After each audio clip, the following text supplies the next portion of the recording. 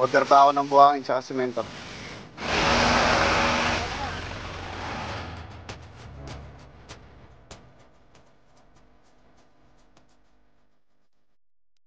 Yung katubig doon, yung sa may harap ito.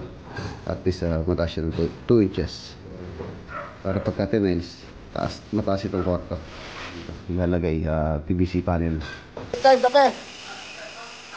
Ay, bumili nga ng pandesal. Dito naman mga boss, kahit hindi masyadong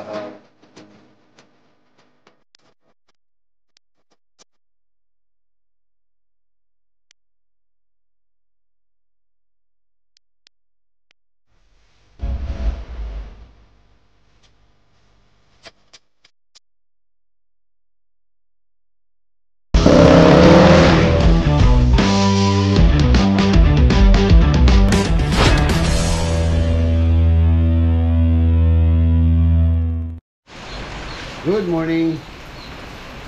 Webes, pang simula Lunes hanggang ngayon. Ayan po, dire-diretso pa rin po yung buhos ng ulan. Ayan o. Every morning ganito po yung panahon. Tapos maya maya pagka around 10 medyo tumitigil. Yun, pumasok po daw po yung yung tropa natin dito sa Magalang, tsaka sa San Simon ngayon. Kanina kasi hindi ganito kalakas, mahina lang kaninang alas 6, ngayon lang medyo lumakas. So pumunta po tayo ngayon sa San Simon tsaka sa Magalang project. At dadalhin ko na rin yung mga electrical materials na kailangan nila doon.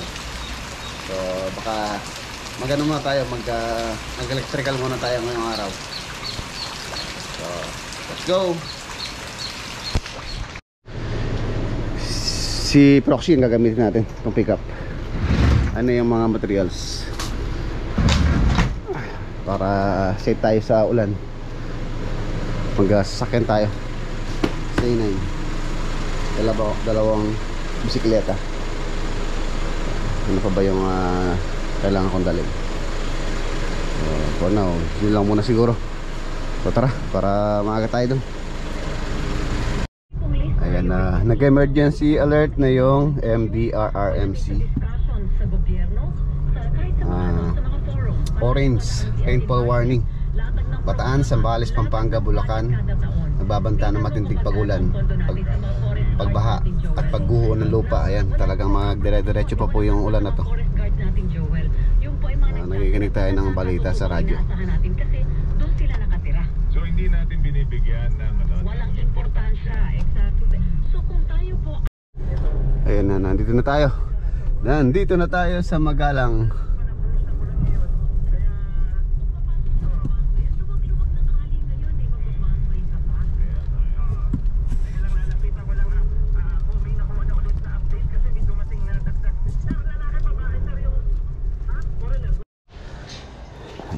Andito na tayo.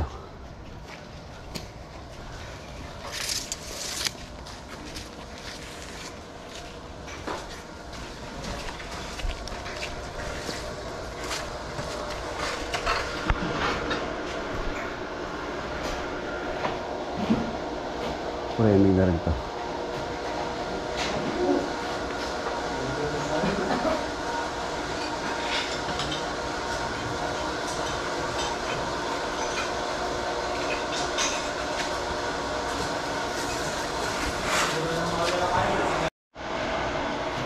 Kailangan na po natin iabang yung wiring dito. Tapos yung framing. Tapos sa likod nag-framing na rin sila. Para maituro ko na rin yung layout itong dito sa may terrace. Dito sa likod. Dito sa likod meron din po kailangan ni wiringan dito. Yung po kasing electrician natin, yung pong nag-wiring ko, mag-abroad na or aalis na, pumunta ng Guam. Ayan ito, lalagay tayo ng saksakan dito sa kanyang lababo para ito ba na meron silang sasaksak dito, for example rice cooker. Ayan, pwede dito. Mahaba po ito, alas yung haba nito. 4.8 meters ang haba ng lababo. Yung dalawang double burner na kalangkasing gusto na ilagay dito nila kuya. Yan, dito yung isa. Tapos space. Tapos dito yung isa. Tapos sink. Yan. Dalawa, parang kantin. Parang maraming iluluto. Para pagka nagkasabay-sabay, mabilis. Hindi na po naghihintayan.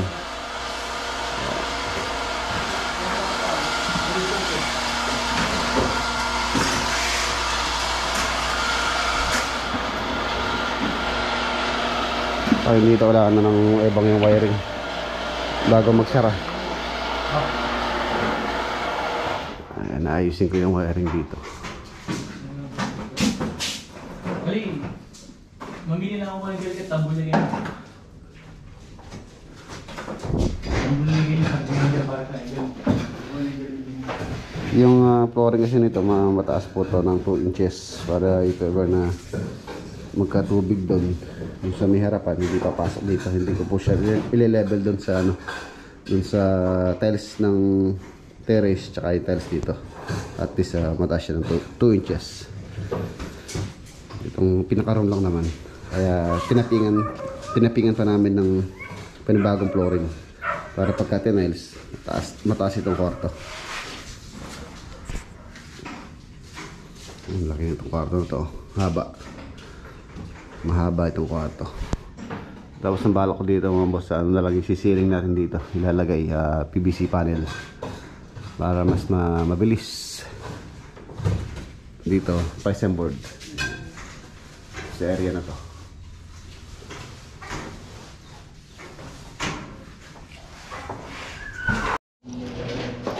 Pasukan muna natin ang wiring ng mga outlet na idadagdag. Wala ito lang, boss. Iabitan mo na kita. Yeah. Kaya mo. Ilan pa isa? Ilan yun?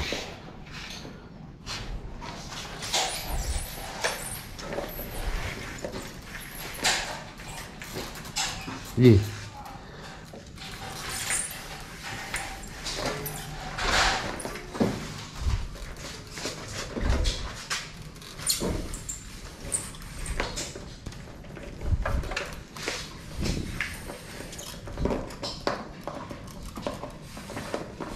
Kinita tayo ng guys. Ito po yung ilalagay naming tiles dito. 60 by 120 dito sa kwarto.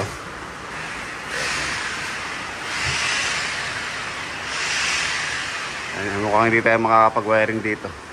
Tinapingan nila ng semento to, hindi natin makakapakan to. So dito muna tayo. Ayan, parang ganito rin mga boss. 60 by 120 po yung ginamit namin dito. Halos sa kawig po nun yung ilalagay natin dito sa kwarto. Tapos dito sa labas, ayan, 40 by 40 na non-skid. Ganda oh. Tapos dito, may balak pang magpalagay ng dito si kuya ng TV console.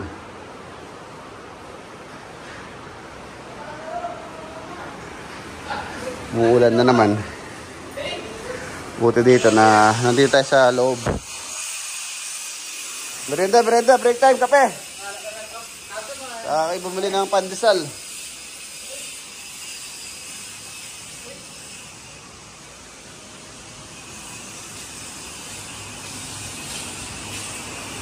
Sisimulan natin, lagyan na natin ng wire. Lagyan na lang natin ng utility. Dito naman mga boss, kahit hindi masyadong nakabaon, para hindi masyadong malalim pagka nilagyan ng tiles. At least ganyan, okay na po ganyan. Para pagka tiniles, pasok pa rin yung screw nung ating outlet. Pagka boss binahon natin ng todo yun, lulubog. Mumurad. Bagyo.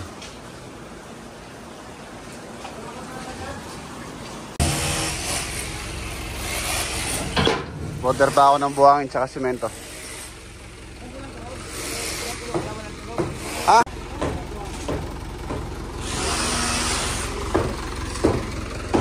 Ganda na.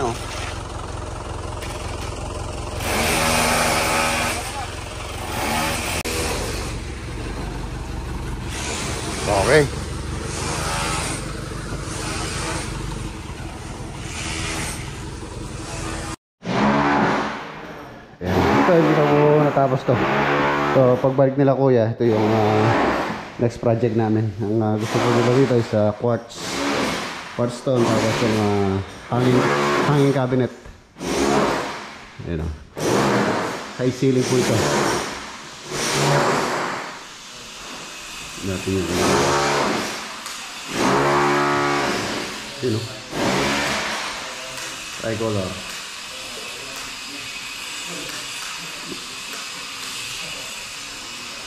Gusto ko niyan. Yun, iwanag o, ganda.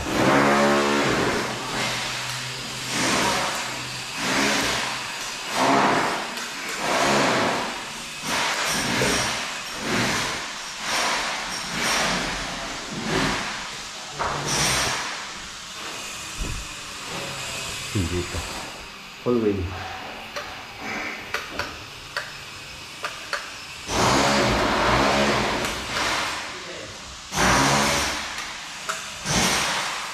Two bedroom po ito. 90 square meter itong floor area nitong bahay. Bedroom. Meron po separate na CR itong dalawang room na to. CR dito, may CR sa master with walk-in closet. Tapos itong meron siyang common CR dito.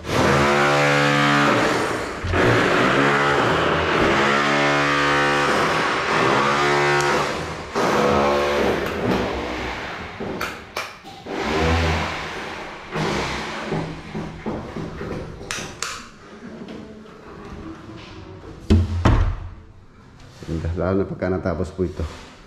Meron pa po kasing cladding dito to. Footed panel. Ayan.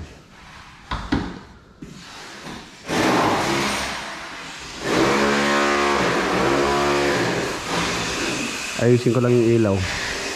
Para ito kasing ilaw na to, temporary lang po yan. Para lang magkailaw dito. So ngayon na sisilingan na, ilalagay ko po yung mga location ng mga pin light na ilalagay natin. Pin light po yung ilalagay ko dito dahil nga medyo mababa na yung ceiling.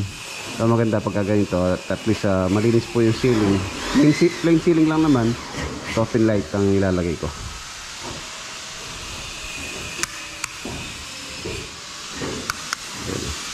Separate naman po yung switch niya. Yung switch niya sa tapos yung dito. So dito, tapos sa area doon sa may Jetmatic. Ayos yung dito, panibagong wiring dito.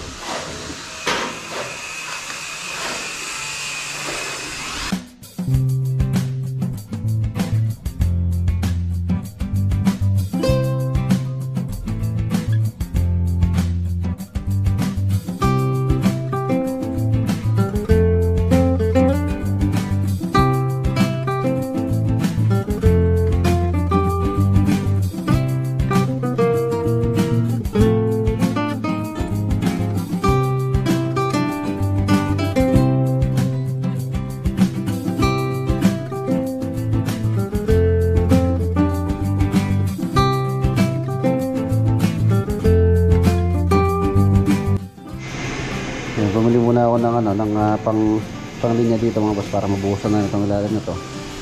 Saka yun doon para masarado na yung tiles. Alas 12 na rin. Ito na rin pala yung ito na rin pala yung piston board na gagamitin natin doon. Ayan. After lang siguro doon ko na maayos to. Itong ilaw dito, dali lang naman to mga boss. Ano ko lang naman to, abang ko lang naman yung mga location ng pin light dito. Siguro din maglalagay tayo ng tatlo, isa, dalawa, tatlo, tapos isa ron. Yun na siguro ilaw na yun ilalagay ko doon sa may poso. Ayan. So ito di natin makapakan, matagal matuyo to dahil nga nakapatong siya sa dating flooring. Ayan, napakakapal na nito. Hindi naman po kasi pwedeng natin, level lang natin dito. Pagka possible na malakas yung ulan or angge, magkatubig din sa terrace, so possible na pumasok yung tubig dito, kaya kailangan nakaangat siya. At least elevated dito no? Mga kahit mga 2 inches lang. So, pantay siya dito. Pagka natalis to, sa 2 inches or 5 cm yung kanyang elevation na mataas. Ito yung habang namin dati. So itong habang na to, mawawala na to. Dapat barong namin kuya dito magkakalababo. Tapos maglalagay kami ng dito ng nook na table. Kaya lang ngayon change plan dito na lang. Hindi ito mahaba. Tamang tana. Ayun tayo. Alas 12 na. Sarado lang pintuan.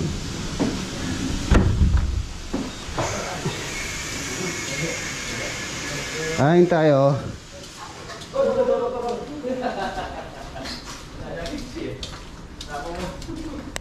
Alam ka mo po yan, pagkali na gani pare. Sige. Pogi mo. Kung ano yun. Ano pa ni Edward? Okay tayo. Man. Sige. Anong ulam yun? Walang namatay yung tilapia. Paborito mo talaga yung tilapia, no? Tara. Yan talaga mo, kawaran tilapia, ne? Yung ulam tayo mo ko dyan. Nalalakad pa ng ulam. Pero, Kilain. sige na.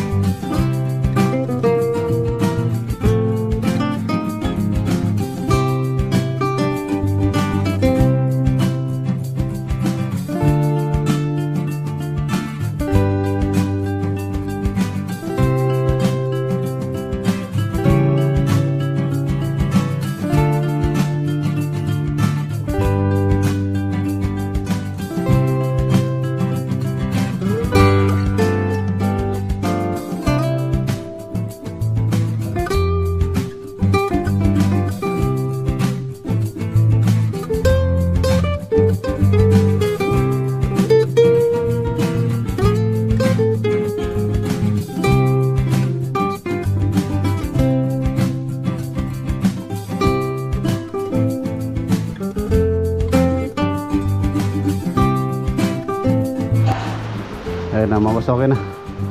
Ayun na yung location ng pin light. 1, 2, 3. Tapos doon sa may poso isa. Okay na, tapos dito na nalagyan ko na rin ng supply para dito sa lightning. Sa mga ilaw dito. Yung outlet naman, aros dito lang naman tayo kumuha. Dito sa outlet na ito na existing. So dinagdagan lang natin. Ayan. Okay. Patayin ko na yung mga ilaw dito sa loob.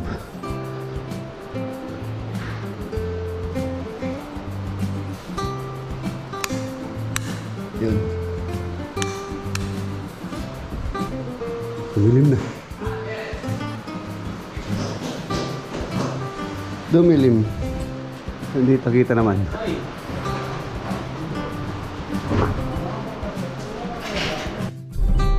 Ayan na mga boss, pauwi na po tayo. Sana bukas umaraw na. Medyo ano pa rin, medyo masama pa rin yung panahon.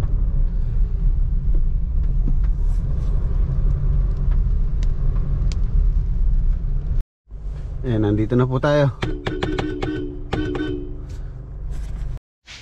Ayan na mga boss, nandito na po tayo sa farm. Pinapick up ko na pala kay Bayaw yung mga pintuan dito sa Kawaan kay Mang Jose. So nandito na. Hindi pa nila bababa natin. Prepare ko na to. Yung isa dito baka dalhin natin sa sa Tarlac. Yung CR dun sa A-frame na ginagawa natin. Ayun yung maliit. 0.7. Tapos ito halos sa 0.8 lot po yan or 80 by 210 standard po yan. Ayan, ang ganda ng design. Ayan, shoutout kay Tatay Rito. Tatay Rito ng Bulacan. Ito na po yung pintuan nyo. Ipapa-prepare ko na po rito para pag-install doon. Madali na lang i-finish. Doon na lang po ipipinish. Tapos yung mga hamba, ito tatlo to, i-install pa po doon to. Magbabaklas pa po kami ng hamba ron. Tapos TV console. Ayan, bibili pa ako ng ano dito mga boss, yung pong fluted panel. Yung madali naman na install yun. Yan, pwede na to. Yung dalawa na yan. Pwede na yan. Balik mo na dun yan. Baba na namin. Ayan. Ito po yung design nya.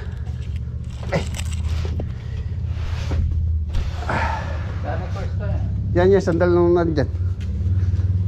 Dito na lang, sandal dito. Kunin mo kahoy, dalawa. Dito, ilagay mo dito. Yan yan. Ito isa dyan.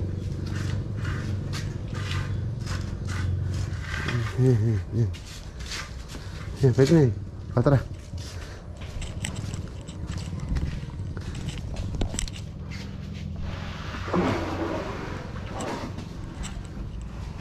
Ako mo.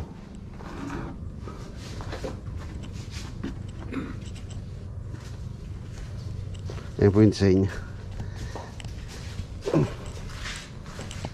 Sapis at check baba ni Hitler. Alis mo huwag na. Solid mahogany wood. Yan.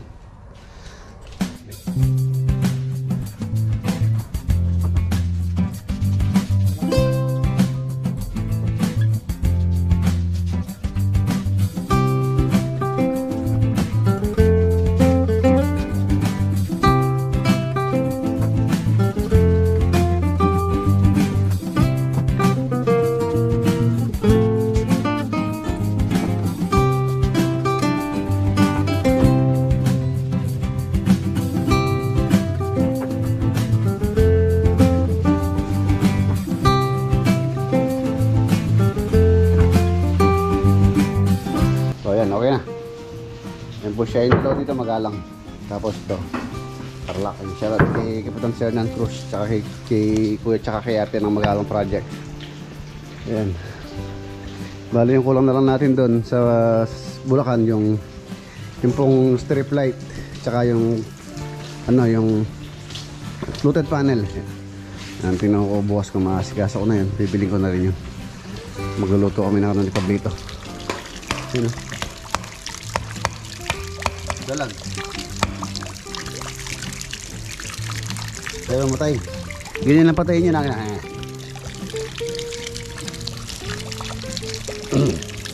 na yan. Balay ng leg. Huwag mong lagay dito. May pintura. Huwag mong lagay dyan. May pintura yung timba. Kuha ka palanggana sa loob. Dala sa pintura yan.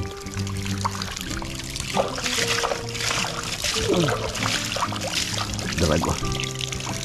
Dalawang dalag. Yung pong binili ko kahapon to.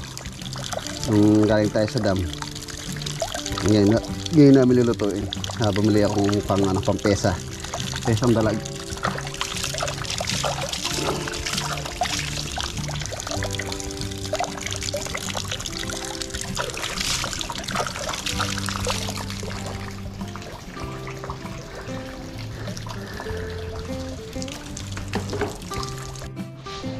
So, ayun na po mga boss. Dito ko na po tatapusin yung ating simpleng vlog for today. Kita po tayo bukas sa next upload. Paalam po. God bless. Ingat.